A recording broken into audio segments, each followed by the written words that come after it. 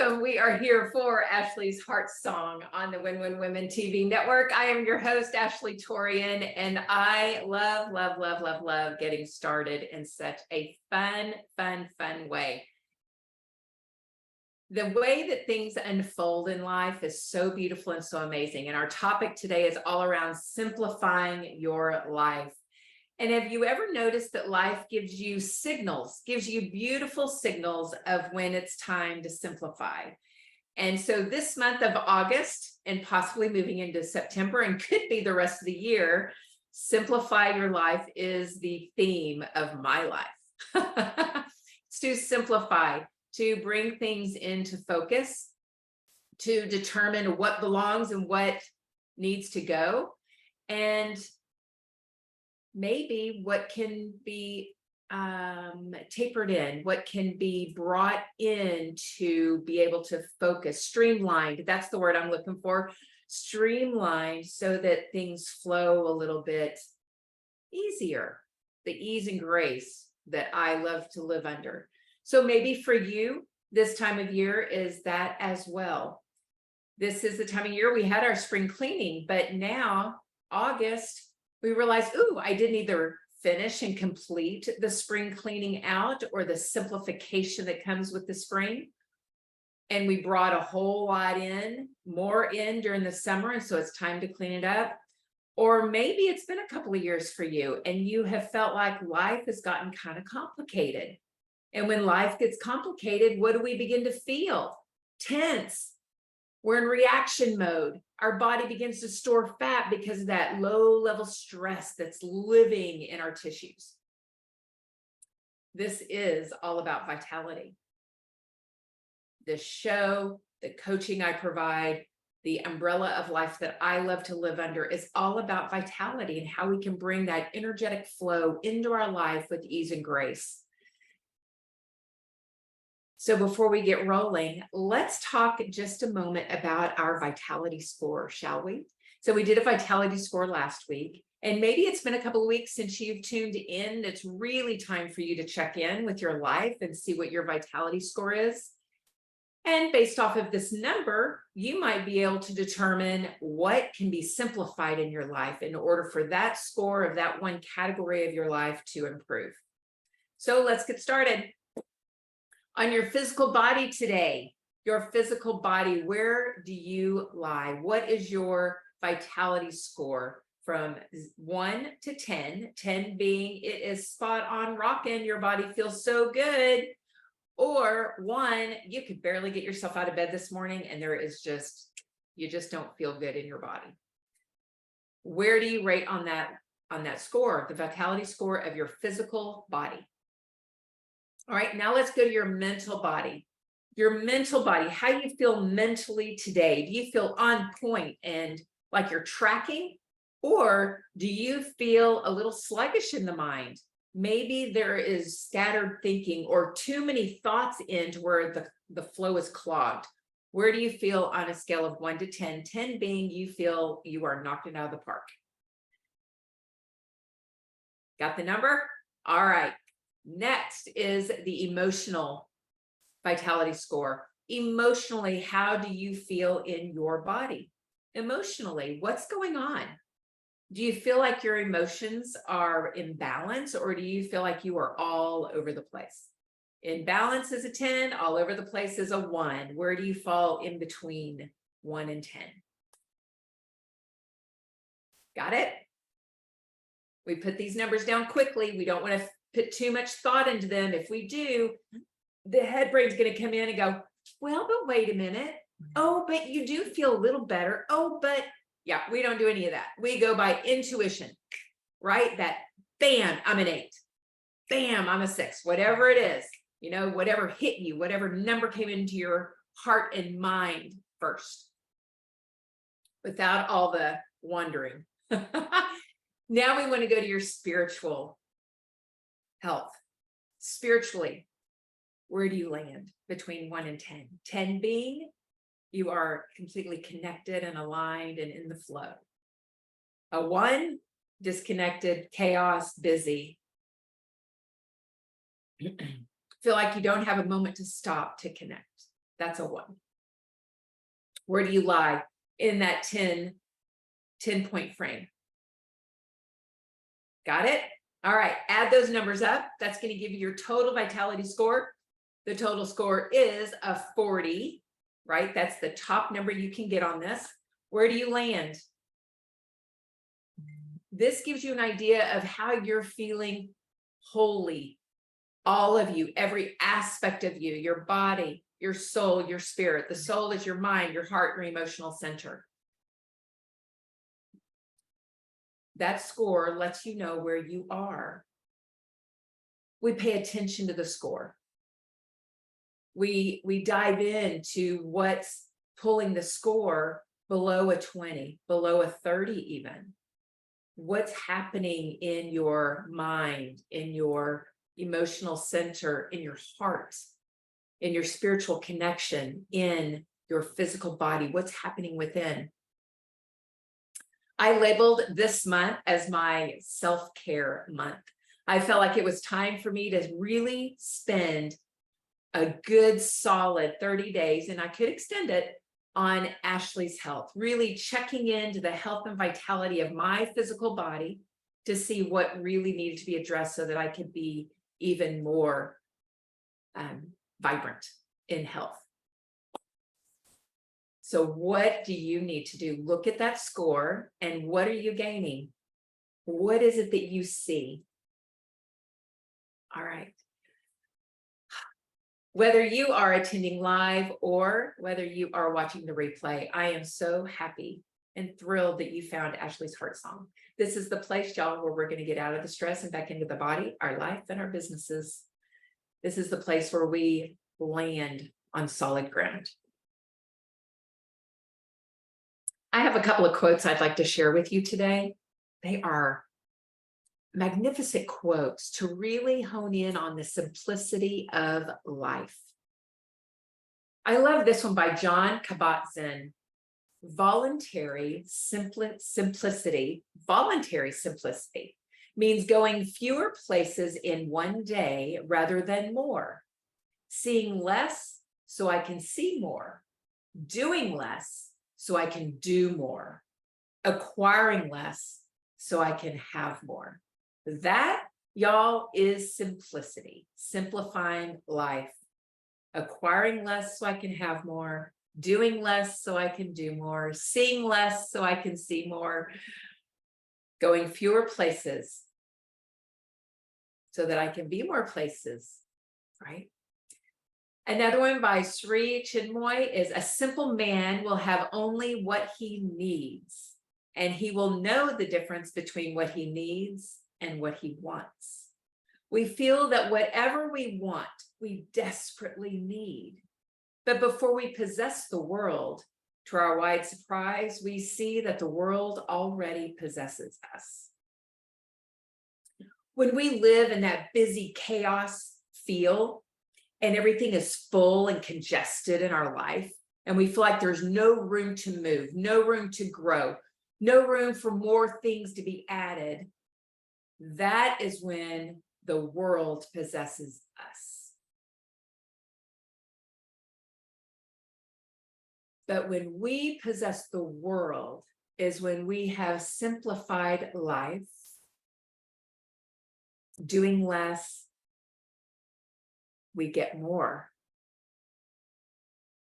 Acquiring less, we have more. So where are you in your life right now? Do you feel like you're living life or life is living you? Who's at the helm here? Sometimes I find that life is living me. And I go, whoa, wait a minute, back it up. I don't want life to live me. I want to live life. And it's in that moment, y'all, when we can just make a decision that, wait a minute, I'm at the helm, not the external world. I have the choice. I make the decision on what's next for me, or what I'm going to allow in, or what I'm letting go of. That's up to me. It's not up to life to dictate that. It's not up to life to dictate if I'm not going to get a job that I want. It is not up to life to dictate if I am going to have the right clothes for something that I'm going to. It's not up to life. It's up to me.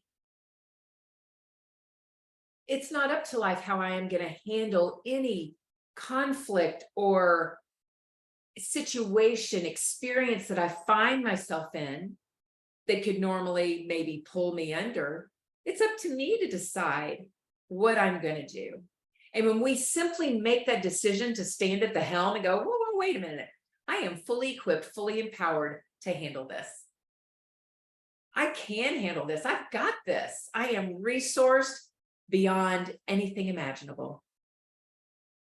I am capable. Every opportunity and possibility for a solution is going to come my way. I love Plato when he says the greatest wealth is to live content with a little. Kind of pause right there for a minute. Are you content with little in your life? Or are you wanting more and more and more and more and more and more and more and more? Which wanting more is awesome. But are you content with little? Because when we're content with little, from what they say and what the people who have abundance have seen, is that when they've been content with what they have, the little of what they have, it grows. It's like with my clients with fat loss. Those that are content and love their body just as it is before they ever start losing fat and letting the fat go, notice that the fat will leave faster. But you got to love your body where it is. Appreciate the abdomen. Appreciate any place on your hips, wherever that excess adipose tissue is, fat tissue is. Appreciate and love that area of your body. And appreciate all the nuances, all of the, if there's an organ system in there, like in the abdomen, if you don't like your tummy because it's, has too much adipose tissue, start reciting all the reasons why you love your abdomen. It's the home of your organ system. And your organ system, the digestive system, operates beautifully. The liver is healthy. The gallbladder is healthy. The spleen is healthy. The stomach lining is healthy. The food is digested and assimilated and is carried through the colon and the small and large intestine with ease and grace, and you eliminate beautifully what you don't need. When we are in appreciation for that, we can release it so much easier. Well, I believe Plato is pretty much saying the same thing. Be happy with what you have. Be happy with the body that you have and that health level that it is. Love it, love it, love it. So really, it's about being in love with where you are at and with all that you have, so that the flow opens up and the greatest wealth is yet to be lived. And then my favorite by Hans Hofmann, the ability to simplify means to eliminate the unnecessary so that the necessary may speak.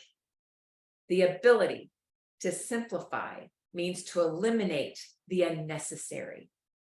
Eliminate what no longer serves you. Eliminate what is no longer valid. Eliminate all of the things that are putting a stopper in your progress, so that all that is necessary for your elevation, for your growth, for your love of life continues to come in.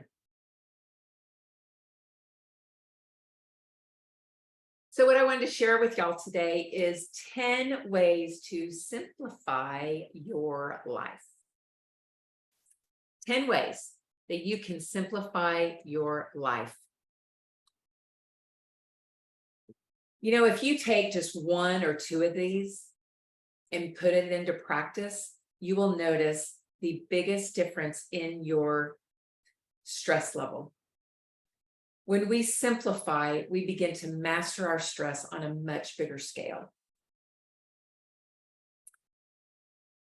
So right now, be thinking, what area of your life would you love to start simplifying? Would you love to simplify your relationships, your finances, your home and office? Would you like to begin simplifying your kitchen by cleaning it out, doing a kitchen cleanse, and then a meal prepping protocol, meal planning protocol?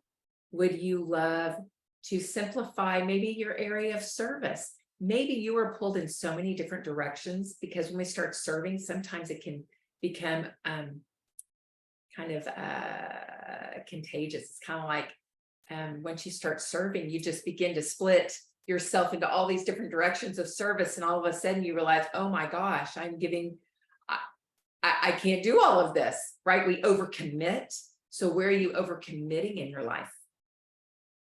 Do you need to simplify in that arena? Super fun to just like break your life down and to look at where you can simplify. All right, so here we go. One way you can simplify your life is to declutter your space. So this is in the home and office arena. In home and office, where can you clean up some physical space and simplify your life? When we do that, it creates more of a calm, organized environment. And when your environment feels calm, guess what else is calm? Your mind. So what can you declutter in your physical areas? Where can you declutter? Where can you simplify?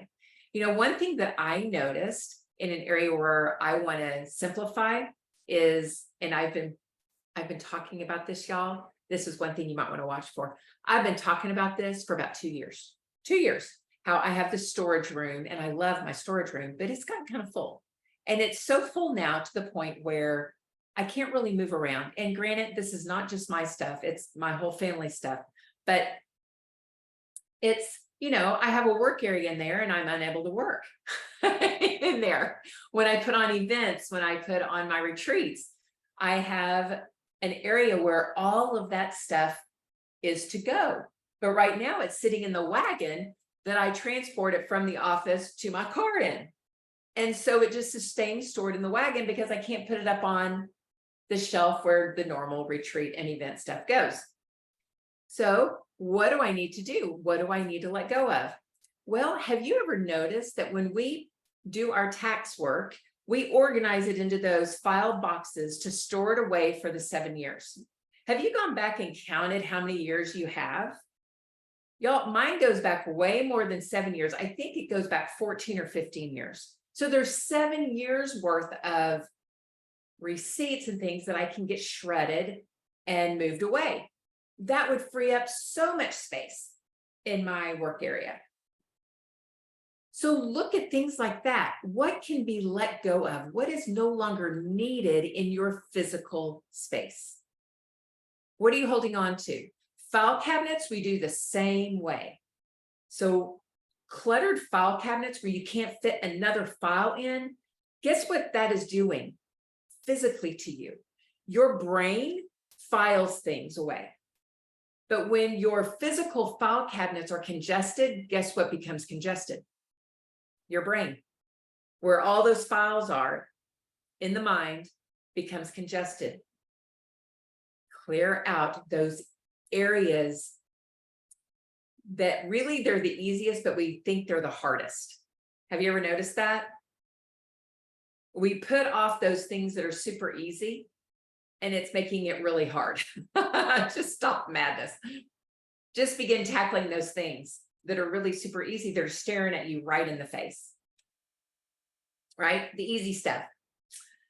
Number 2, limit social media usage.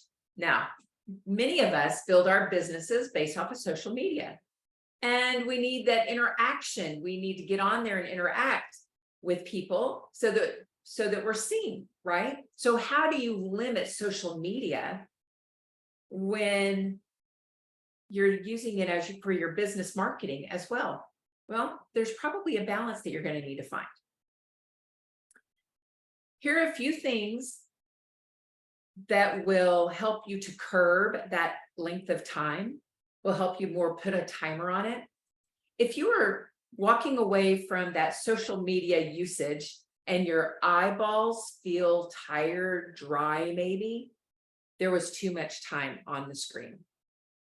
If you feel unmotivated when you get off of the social media, there was too much time spent. The light from the screen and the EMF activity from the device triggers your brain to go on high alert. That high alert wears your brain out. And it keeps you awake. So not only is it wearing your brain out, but now your brain is awake and alert. So you're alert, but you can't think worth the darn.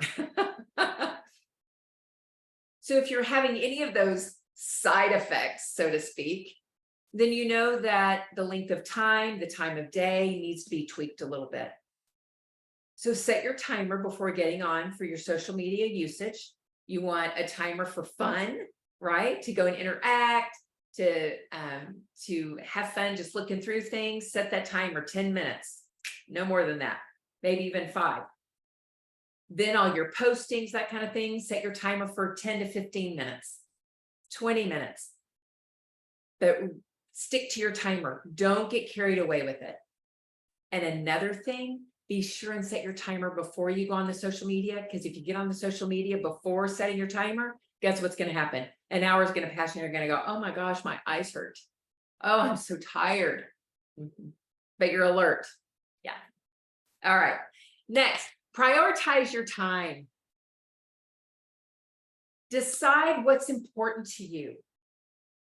So one of the things that I do before going to bed at night is I have this wonderful little day planner that I have. It's Dream Book Planner. And I look at my next day's schedule after doing my gratitude on there and cheering myself about the day. Good job, Ash. Then I look at the next day. What is coming up? What is important? And my task list is also on there for the week and which ones go for the next day. And I look, what is A1 priority? Where do I need to dedicate my time to gain the most traction tomorrow? And y'all get this, look at your timetable. Do I have an effective amount of time to spend on the item that I'm seeing as priority? If you don't have an effective amount of time to tend to that one thing, then put that one thing that is a priority and needs traction, put it on another day. Set yourself up for success. Or maybe you can do one little step on that item. Set yourself up for success. Do not overcommit yourself. Do what's doable. As you begin simplifying your life, you're going to realize that you have more time on your hands. So your time is going to stretch so you can get more done. But as long as everything is congested and living in the busy, then the time shrinks, it contracts. But when you let go of things and simplify things, then you have expanded time. And you have more time for what you love. Dedicate to your time to those things that are important, the things that give life to you. The little things, put them on a segment in your calendar that is like on a Friday or a Saturday. Set that 60-minute timer and get those things done. Don't spend your life on the things that are not important. Spend your life on those things that are important. Next, learn to say no. Knowing when to say no allows you to avoid overcommitting and from feeling overwhelmed. When we say yes to everything, y'all, what happens? We feel overwhelmed. So this is another place where you get to see if something is really, truly important. Another idea around this that you can do is if you have a theme for the month, like I told y'all when I first came on, this is self-care month for Ashley. I am honing in for my health and seeing what needs to be tweaked, what needs to be let go of, what needs to be added in order to elevate my health and vitality. So as things are coming in, opportunities are coming in, I'm asking, wait, is this in alignment? Do I have the bandwidth for that on what I'm working on? And so I look to see if it's in alignment with the theme of my month. And if it is, then I say yes. If it isn't, then I say no. So maybe that will help you when you're looking at those things that you're saying yes to or no to. See if they're in alignment with what you're working with that month. Number 5, this is an interesting one. To put things on autopilot to where it happens automatically, whether it is subscriptions, whether it is paying your bills, whether it is the things that you can put on automate is like your groceries to be bought at the store, and maybe you're doing grocery pickups. You can go ahead and put it in your cart, and then on that day you hit go and it's already done. There are several ways to automate your life for those tasks like that take up time. But the thing that you want to be careful of is when it comes to automatic payments, it's easy to want to check out in that arena, but I almost use that SH word. It's best to keep your eye on those finances, right? What's coming in, what's going out. So even though it's on automatic, make sure you keep your eye tuned to what is coming in and what's going out. That way you feel more equipped and resourced and empowered to financially prepare for whatever's coming that month. All right. So put things on automatic, I call it autopilot, and see if that helps you simplify your life a little bit. That does keep you from forgetting to pay certain things, which is always awesome, but just make sure you've got your plan set out right. Number 6 is meal plans and prepping. I love this one. I am a believer in having your food life simplified and yet organized. What I coach my clients to do is to make out their grocery list, their meal plans and their grocery list on a Friday or Saturday. They get to really pick the day. Maybe it's Tuesday for them. But one day is slated for that to create what is it I want to eat for the coming week? What kind of meals do I want? And then they make their grocery list. They go buy their food. And they go grocery shopping on a day when they have plenty of time when they get home, that as they're unpacking their stuff, they are also preparing foods to be stored. So when you get home from the grocery store, all the vegetables that need to be washed, cut, put into green bags, go over by the kitchen sink. The meats that need to be cooked up are set next to the oven. Get those dishes out that are going to cook those. Put them in to cook. Then, once everything else is put away, you begin washing the vegetables, cutting them up, putting them into green bags. Having your meats in the oven, in the slow cooker, or on the stove. However it is you cook your meats. You want your 2 to 3 meats you're going to eat for the week already cooked up before the week ever starts. You store everything away in the fridge. Some of it can go in the freezer. Fish is the only meat you do not want to prep ahead of time. Prep your fish the day of. It cooks really fast. Then, when it's mealtime, guess what happens? You have fast food in moments. Ashley's skillet dinner recipes are amazing. You simply put that skillet on the stove, put that, whatever your choice of oil is, in the pan, warm it up, and then start adding the vegetables in density. The most dense go in first. Cook those until they're at a good consistency for the softer vegetables to go in.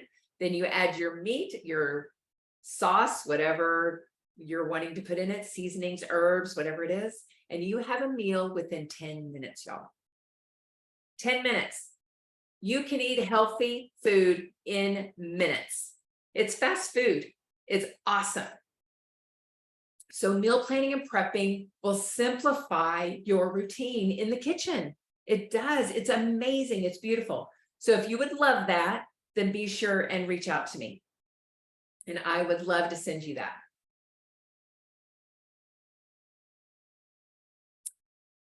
Creating routines. This is number 7. Creating routines, the bookends of your day, will set your day up for success with simplicity. Your day starts with a routine. Your day ends with a routine. When you have a routine that is centered around nourishing you, body, soul, and spirit, that's nourishing your physical body with movement, with meditation, stretching, whatever it is, your soul, your mind, your heart, your emotional center.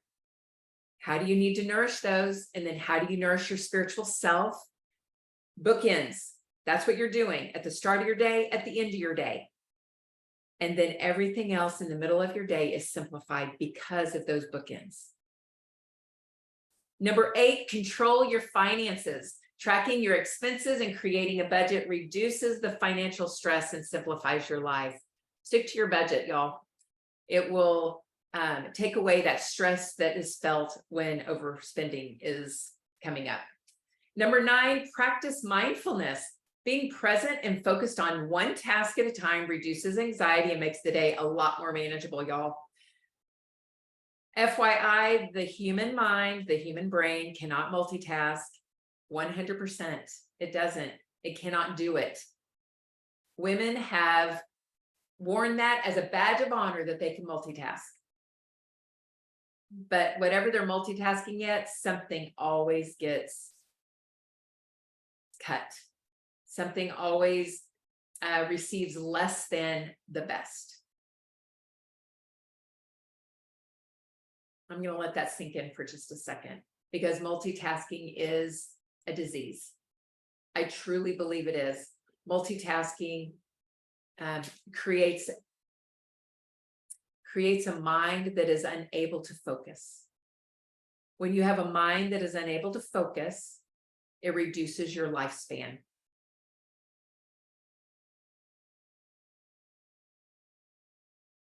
Being able to hone your mind in, laser focus, laser attention, creates a more healthy and vibrant physical body.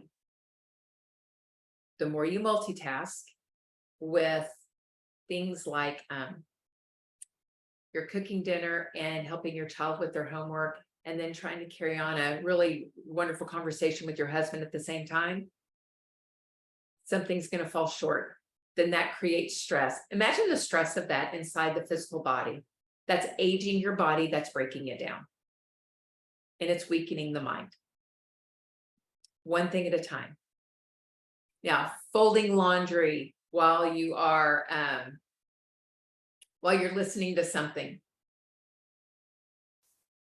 It's almost like tying your shoes is on autopilot. So the brain picks up patterns and memorizes those patterns. So when you go to do it, it doesn't have to think about it, and you can just do it automatically. You have folded towels for how many years, how many decades? You know how to fold a towel and listening to a program at the same time. That works. But it's the multitasking where you're trying to carry on a conversation, help someone do something, and cook a meal at the same time. That doesn't work. Or answer an email, talk on the phone, and do some research on something. Yeah, it doesn't work. Your attention cannot be split that much. That creates chaos and busyness of the mind and ages it dramatically. Number 10, learn to let go, whether it's physical clutter, unhealthy relationships, or past mistakes, y'all. You gotta let it go. You gotta free up the mental and emotional and spiritual space, and that will simplify your life. In the Armor Up program, that is exactly what we do. We free up the emotional, mental space. We let our hearts sing, and we get aligned spiritually. We have a program called that's a release project. not a program, but it's a release project we do where we really release those past stuff that's been clogged in. And then that emotional resolution that I've talked so much about here on Ashley's Heart Song is amazing and beautiful to get the stuff out so that you have that free flow back. So you feel the simplicity and at the same time, the flow. It really is beautiful. So those are 10 ways you can begin to simplify your life today. I hope that blesses you. Y'all, next week on Ashley's Heart Song, I am going to have a sweet special guest, Ashley Lascore. She is with Silver Lining Solutions, and she is an amazing, beautiful, beautiful, beautiful, heart-centered person. And I cannot wait to introduce her to all of you. Come join us next week where she shares her love for what she does. You know, sometimes we wonder, do we choose the career? Does the career choose us? And this is one of those instances where I believe Ashley Lascar would say, this is going to be fun next week, Ashley and Ashley together. So, but I believe she would say her career chose her. Beautiful, beautiful. So join me next week. 3 p.m. Central Time, right here on the Ashley's Heart Song channel. I look forward to seeing you then. If you are part of the live audience, please feel free to stick around so we can have some fun conversation. Look forward to seeing everyone else next week. Much love and a big hug. See you next time.